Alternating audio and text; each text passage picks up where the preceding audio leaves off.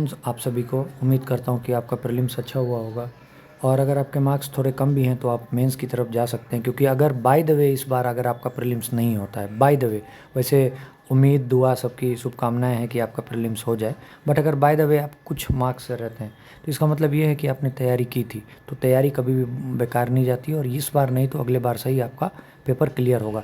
तो आइए हम एक छोटे से क्वेश्चन के थ्रू देखते हैं कि GS1 का जो पेपर जिसमें आपको हिस्ट्री के बारे में या तो 8 मार्क्स या तो 38 मार्क्स का जो आएगा उसमें देखते हैं कि कैसे अप्रोच करना है। तो हमने एक सैम्पल क्वेश्चन लिया है JPSC का, जो कि पूछा गया था कि discuss the ways and the means by which Mahatma Gandhi could transform the struggle for Indian independence into A mass movement. मतलब ये कह रहा है कि तरीका बताइए और किस रास्ते से महात्मा गांधी ने जो कि इंडियन इंडिपेंडेंस जो इंडिया इंडिपेंडेंट हुआ उसमें जो मास मूवमेंट का क्या रोल था और कैसे वो उन्होंने स्ट्रगल किया था और क्या उसका तरीका था और क्या रास्ता था।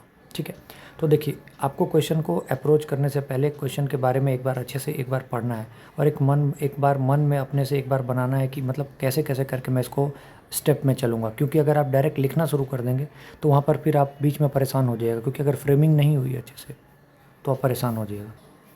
ठीक है, तो सबसे पहले आपको गांधी जी का इंट्रोडक्शन देना होगा कि गांधी जी को जैसे इन्होंने इसमें बताया कि Gandhi ji father of nation थे। उन्होंने बहुत सारे स्ट्रेटेजी और फिलॉसफी को जो है वो मतलब मासों के बीच में जो है मोबिलाइज किया, ताकि बहुत सारे जो मास है वो एकत्रित हुए और एक साथ जो है वो चल पड़े इंडिपेंडेंस की तरफ। और सबसे पहले इसमें आपको बताना है, जैसे कि आप एक ट्रायंगल बना दीजिएगा, एक ट्रायंगल बना उसके 3 पॉइंट हो गए, एक में लिख दीजिएगा अहिंसा, एक में सत्य और एक में चरखा।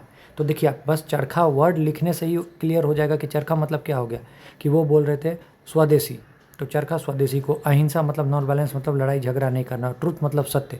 तो इसका मतलब हो गया वो जो प्रेयर पिटीशन वो टाइप जो था।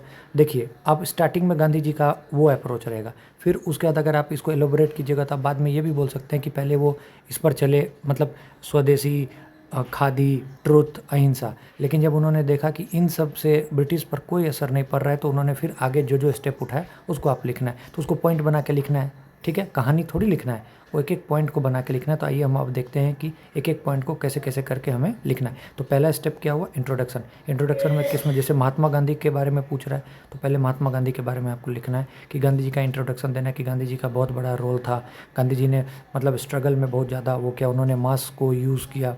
ठीक है, और उनको फादर ऑफ नेशन बोला जाता है, उनके स्ट्रेटेजी बहुत है। अभी यहाँ पे सब कुछ नहीं बता देना है, क्यों, क्योंकि फिर अगर आप इस इंट्रोडक्शन में ही सब कुछ बता देंगे तो फिर आगे जो फ्रेम है उसमें क्या बताइएगा। तो आइए अब स्टार्ट करते हैं आगे का। अब आपने गांधी जी का के बारे में सारा कुछ बता दिया, अब आपको बताना है कि कौन लास्ट में इंट्रोडक्शन के लिखना है कि ही यूज्ड वैरायटी ऑफ, मतलब या कौन कौन से स्टेप लिए। तो सबसे पहले जैसे आपने को बताना है non violent, civil disobedience and satyagraha. देखिए इसमें नॉन वायलेंट बता देगा कि वो कोई भी तरह का विद्रोह नहीं था, सिविल डिसोबीडियंस आपको पता है ये बाद में है, और सत्याग्रह फिर लास्ट में आ गया। तो अब इसमें आपको सबसे पहले स्टार्ट कैसे करना है, आपको ये बताना है कि गांधी जी के ये अप्रोच थे। जैसे सत्याग्रह के बारे में बताना है कि ये ट्रूथ फोर्स था, सोल फोर्स था। ठीक है, और ये इसमें क्या यूज किया था उन्होंने, तो नॉन वायलेंट रेसिस्टेंस यूज किया था। ठीक है, गांधी जी का ये मानना था कि नॉन वायलेंस जो है वो सुपीरियर है। ठीक है, क्योंकि लड़ाई झगड़ा से बात बनती नहीं है, बात बिगड़ जाती है, उनका ये था। और जो उनका सबसे बड़ी कहानी थी ये थी कि क्या था, स्ट्रगल ट्रूथ स्ट्रगल, मतलब अगर आप लड़ाई विद्रोह कर रहे हैं या कोई भी चीज़ पर धरना प्रदर्शन कर रहे हैं तो बीच में आप गैप दें। क्यों गैप दें, क्योंकि हमेशा जो पावर है या जो टेम्पो है वो एक जैसा नहीं रहेगा, वो हमेशा अप डाउन होता है, तो एनर्जी हमेशा एक जैसी नहीं रहेगी, तो बीच में गैप दें।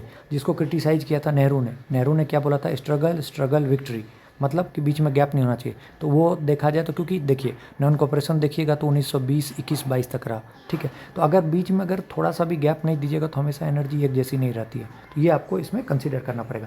तो फिर आपने जैसे नॉन वायलेंट, सिविल डिसोबीडियंट और सत्याग्रह सब के बारे में बता दिया। ये था गांधी जी का ये मानना था कि नॉन वायलेंस ही मतलब सुपीरियर सोर्स है और इसमें जो है मास का सपोर्ट बहुत ज़रूरत है, मास रहेगा और हम लोग मतलब चुपचाप पहले जो है मतलब प्रदर्शन धरना ये देंगे बिना किसी को हार्म किए हुए। ठीक है, फिर उसके एग्जांपल में आप बता दीजिएगा सॉल्ट मार्च ये सब के बारे में कि मतलब ब्रिटिश मोनोपोली के अगेंस्ट में ये मतलब दांडी मार्च, साबरमती आश्रम से दांडी की तरफ चले, बहुत लोग उसको क्या कहते हैं शामिल हुए, तो ये बता देगा इसमें कि मास का सपोर्ट। ठीक है, ठीक है, पहला चीज़ क्लियर हो गया। फिर दूसरा स्टेप आ जाए, तो अगर दूसरे में लिखिएगा तो इंक्लूसिव लीडरशिप एंड कम्युनिकेशन। अब देखिए गांधी जी का जो स्टाइल लीडरशिप का था वो इंक्लूसिव और कम्युनिकेटिव कैसे था, क्योंकि गांधी जी जहाँ जाते थे वहाँ लोकल लैंग्वेज में बात करते थे। ठीक है, पीपुल के जो वो रिलीजन वगैरह पे उतना मतलब भरोसा नहीं करते थे, मतलब वो मतलब जैसे कोई गांव का है तो उसी के लैंग्वेज में नॉर्मली बात करने के थे, और नॉर्मल पीपल से कन्वर्सेशन ऐसा बना के रखते थे कि पीपल की बात को वो सुनते थे। अब जैसे यहाँ पर अगर लिखना पड़े तो देखिए एक स्टेट वर्ड यूज कर सकते थे, सॉल्ट, नमक सत्याग्रह। तो उन्होंने नमक ही क्यों चुना? क्योंकि ये हर घर की बात थी, हर घर में नमक जो है वो होता है, तो इसीलिए कॉमन पीपल के, तो वो उन्होंने हमेशा कॉमन पीपल पे ध्यान दिया, ठीक है। और वो क्या मतलब ये सब जो भी थे सब रूरल मास और मतलब अर्बन सबको वो कनेक्ट करके, तो वो एक तरह से ब्रिज थे, एजुकेशन, रूरल, और ठीक है। और इससे एक होता था कि यूनिटी है, मतलब गांधी जी सबको जोड़ के रखते थे, तो इससे इंक्लूसिव लीडरशिप आ गया। लीडर वो होता है जो सबको लेके चले, ना कि गरीब को बस या अमीर को। तो इसमें लीडरशिप उनका आप बता दीजिएगा। फिर प्रमोशन ऑफ स्वदेशी, फिर आप उसमें स्वदेशी के बारे में बताइएगा कि मतलब ब्रिटिश के जो वो थे उसको उन्होंने पूरे तरीके से बॉयकॉट कर दिया था। क्यों? क्योंकि ताकि स्वदेशी बन सके। क्योंकि ब्रिटिश क्या करते थे, वो कच्चा माल यहाँ से लेके जाते थे और वहाँ से जो भी है मतलब बनाया हुआ के इधर बेचते थे। इससे क्या हो रहा था, हमारी इंडस्ट्री वगैरह बेकार हो रहा था, इंडस्ट्री, आर्टिज़न, ये सब डाउन हो रहे थे। तो याद रखिएगा, इसमें ये पॉइंट भी जोड़ सकते हैं। और दूसरा कॉटेज इंडस्ट्री, ठीक है, और पंचायती राज वाला जो था गांधी जी ये चाहते थे, ये सब पॉइंट भी इसमें ऐड किया जा सकता है।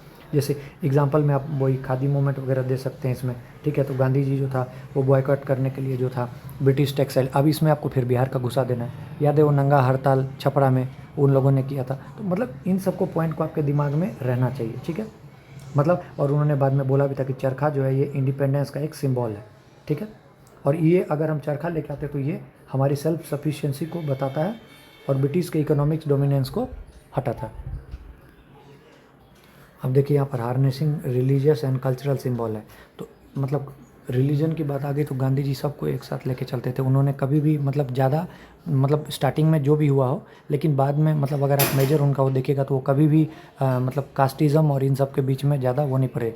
इसका एग्जाम्पल जो है आप ये दे सकते हैं कि जैसे उन्होंने हिंदू, मुस्लिम, सिख, ईसाई में कभी भी ऐसा कोई वो नहीं किया, डिस्क्रिमिनेशन नहीं किया। क्योंकि जब वो वहाँ पे थे, साउथ अफ्रीका में थे, तो वो वहाँ पर जो इंडियन रह रहे थे उसके लिए वहाँ पे लड़े। अब उसमें आप बोल सकते हैं नेटल कांग्रेस की स्थापना की, वो बहुत सारे सर्टिफिकेट के अगेंस्ट गए और वहाँ पर जो भेदभाव हो रहा था उसके खिलाफ गए।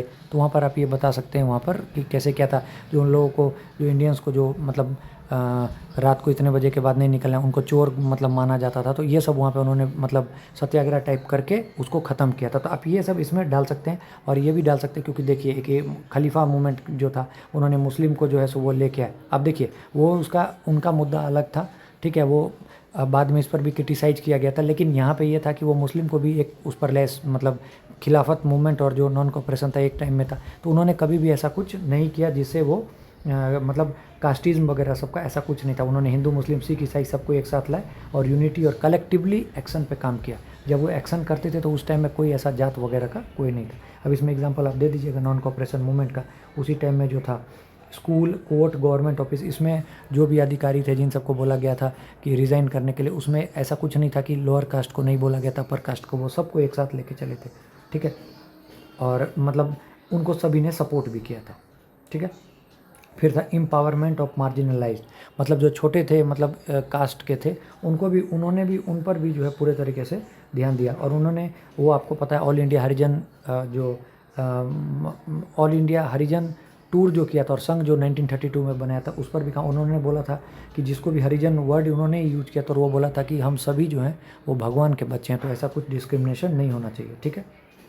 और उन्होंने एक बात बहुत बड़ी बात बोली थी कि ट्रू इंडिपेंडेंस, जो इंडिपेंडेंस है, बस इंडिपेंडेंस नहीं, ट्रू इंडिपेंडेंस, वास्तव में जो इंडिपेंडेंस है वो तभी मिलेगा जब हम पूरे तरीके से एक रहेंगे और सबका मान बराबर रहेगा और पूरे तरीके से जस्टिस हमें तभी मिलेगा, ठीक है। तो और उसका एग्जांपल में आप दीजिएगा वो टेम्पल एंट्री मूवमेंट, क्योंकि उस टाइम में क्या था कि मतलब बाकी सब लोग जो थे वो मतलब जैसे एक एग्जांपल दे दीजिएगा तमिलनाडु वाला का, एजीवास जो थे जो कि ताड़ी वाड़ी बेचते थे, उसको जो है सो नहीं मतलब वो किया जा रहा था, मतलब मंदिर वगैरह में नहीं दिया जा रहा था। तो उन्होंने एक पत्थर लेके बोला कि यही है हमारे भगवान और उन्होंने उनको ही पूजना चालू किया था। वाईकॉम सत्याग्रह, ये सब इसका एग्जाम्पल डाल दीजिएगा। लेकिन गांधी जी इसके अगेंस्ट थे। गांधी जी बोलते थे कि नहीं, सबको एंट्री होनी चाहिए और बाद में वो सक्सेसफुल भी रहे थे मतलब ऐसे करने के लिए। तो यहाँ पे गांधी जी का पार्टिकुलरली पूछ रहा तो हम यहाँ पर गांधी जी को एक्सप्लेन कर सकते हैं। फिर पॉलिटिकल मोबिलाइजेशन था, ये आपको पता ही है कि मतलब देखिए जितने लोग इसमें आए थे, नॉन कॉपरेशन में आए थे, उससे कई गुना ज़्यादा लोग क्विट इंडिया मूवमेंट में आए थे। क्योंकि आए थे क्योंकि गांधी जी मास को पूरे तरीके से एजुकेट कर रहे थे। और सबसे बड़ी बात थी कि क्विट इंडिया मूवमेंट में वुमेन भी आई थी। तो ये गांधी जी की सबसे बड़ी जीत थी। गांधी जी ने मास को बहुत ज़्यादा तैयार किया था और मास के बीच में ऐसा मतलब एक तरह से देखिए तो एजुकेशन या फिर एक तरह से ब्रिज बना लिया था कि मतलब मास को लगता था कि गांधी जी जो कर रहे हैं वो पूरे तरीके से ठीक कर रहे हैं, तो इसलिए वो गांधी जी का साथ देने लग गए। ठीक है, जैसे वो अलग अलग जगह गए थे और कई भी यूनिवर्सिटी चले जाते थे, जैसे 6 फरवरी 1921 को उन्होंने उसकी भारतीय विद्यापीठ की स्थापना की थी। तो मतलब लोग उनसे पूरे तरीके से मोटिवेटेड थे और उनको पता था कि गांधी जी का जो भी एक्शन होगा वो बिल्कुल सही होगा, और इसीलिए मतलब एक गांधी जी के बोल पे सभी लोग चल लेते थे। ठीक है, इसका एग्जांपल मैं क्विट इंडिया मूवमेंट लीजिएगा।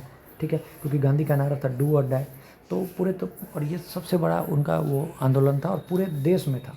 ठीक है, उसके बाद मतलब कितना भी उन्होंने ब्रिटिश ने सप्रेस किया था, लेकिन गांधी जी ने पूरा मतलब दिखा दिया कि मतलब इंडिपेंडेंस के लिए हम सब एक हैं और पूरे हर जगह। और आपको पता है कि क्विट इंडिया मूवमेंट के दौरान गांधी जी वगैरह को गिरफ्तार भी कर लिया गया था अगले अगले ही दिन, लेकिन गांधी जी से इतने लोग मोटिवेटेड थे कि गांधी जी ने पहले कहता या तो करो या तो मरो। तो इसीलिए जो था गांधी जी वगैरह तो गिरफ्तार थे, लेकिन बाकी जितने लोग थे पूरे मतलब एरिया में अपने अपने एरिया में, तो सब अपने अपने एरिया में करते हुए मतलब भारत ब्रिटिशर्स को खदेड़ने में सक्सेसफुल हुए। ठीक है, फिर उसके बाद ये पॉलिटिकल मोबिलाइजेशन हो गया। उसके बाद मीडिया, और देखिए मीडिया और इंटरनेशनल एडवोकेसी में आपको पता है कि सबसे पहले बुक्स की बात आएगी, तो जैसे आपको पता है यंग इंडिया हो गया, हरिजन हो गया, ये सब बुक्स गांधी जी ने लिखा था। ठीक है, अब उसके बाद इंटरनेशनल वगैरह में आप उसमें क्या लिखिएगा कि मतलब ब्रिटिश में इनके बारे में चर्चा क्या हो रहा है कि मतलब गांधी जी मतलब क्या कहते हैं 1934 के बाद जैसे उन्होंने वो कर दिया था कि मतलब एक तरह से कांग्रेस से दूर हो गए थे रिजाइन करके, लेकिन काम तो वो कर रहे थे। तो बहुत लोग बोल रहे थे कि क्या गांधी जी का मतलब क्या गांधी जी का जो है इंडिपेंडेंस में बहुत बड़ा रोल है, हाँ नहीं, ये ऐसा कुछ मतलब उस टाइम में क्वेश्चन चल रहा था। बट गांधी जी का यहाँ पर आपको पॉजिटिव पॉइंट देना है कि गांधी जी ने जो जो बुक्स लिखी थी, ठीक है, और जो भी जर्नल लिखे थे वो मतलब जो है सो उसके थ्रू वो मैसेज दे रहे थे कि नॉन वायलेंस और जस्टिस का, जो कि बाद में फाइनली हमें इंडिपेंडेंस दे के गया। अब देखिए गांधी जी के जो भी मेथड थे उसके अपोज में भी कुछ लोग हैं, क्योंकि सबके एक जैसा दिमाग नहीं हो सकता, सबका एक जैसा विचार नहीं हो सकता। तो मतलब बहुत जैसे एग्जांपल में हम दे सकते हैं सुभाष चंद्र बोस थे। ठीक है, वो बोलते थे कि नॉन वायलेंस इम्प्रैक्टिकल है और हमें पीसफुल मेथड सबका कोई काम इसमें नहीं है अगर ब्रिटिश को हमें भगाना है। तो वो ये भी बोल रहे थे कि गांधी का जो मेथड है वो पैसिव है और वो फेल कर जाएगा। ठीक है, देखिए सुभाष चंद्र बोस ने क्रिटिसाइज़ किया कि इस मैटर पे कि गांधी जी का जो तरीका है जो कि नॉन वायलेंस और पीसफुल जो है वो सही नहीं है। दूसरा बी.आर. अम्बेडकर ने बोला कि गांधी जी जो कुछ भी कर रहे हैं तो वो डिसमेंटल कर रहे हैं कास्ट सिस्टम को, और वो दलित वगैरह के खिलाफ कुछ नहीं कर रहे हैं। ठीक है, गांधी जी का बस विलेज इकोनॉमी में है, और अगर खाली बस विलेज इकोनॉमी में होगा तो हम हमारे भी इंडस्ट्री कैसे बनेंगे और मतलब ग्रोथ कैसे होगा नेशनलिज्म में। तो ये उन लोगों ने बी.आर. अम्बेडकर के ये अपने अपने कहनावे थे कि मतलब गांधी जी से वो सहमत नहीं थे। फिर कुछ कुछ कांग्रेस लीडर थे जो कि बोला था, उनको ये डर था कि गांधी जी जो इतने मास को लेके जा रहे हैं कहीं कुछ ऐसा ना हो जाए, वायलेंस ना हो जाए, पब्लिक ऑर्डर को ना ख़राब कर दिया जाए। ठीक है, फिर कुछ रिवोल्यूशनरी ग्रुप थे। ठीक है, तो उनका ये मानना था कि गांधी जी का जो फोकस है नॉन वायलेंस में वो इनइफेक्टिव है और बहुत स्लो है, मतलब ऐसे में तो ब्रिटिश आने वाले 100 साल भी यहीं पे रहेंगे। तो वो था कि अगर डायरेक्ट एक्शन करना है तो उसके लिए उनको पूरे तरीके से हिंसक होना पड़ेगा। तो ऐसा उन लोगों का मानना था। ये आप कर दीजिएगा। देखिए पॉजिटिव पॉइंट में आप सब सातों पॉइंट लिख दिए गांधी जी का।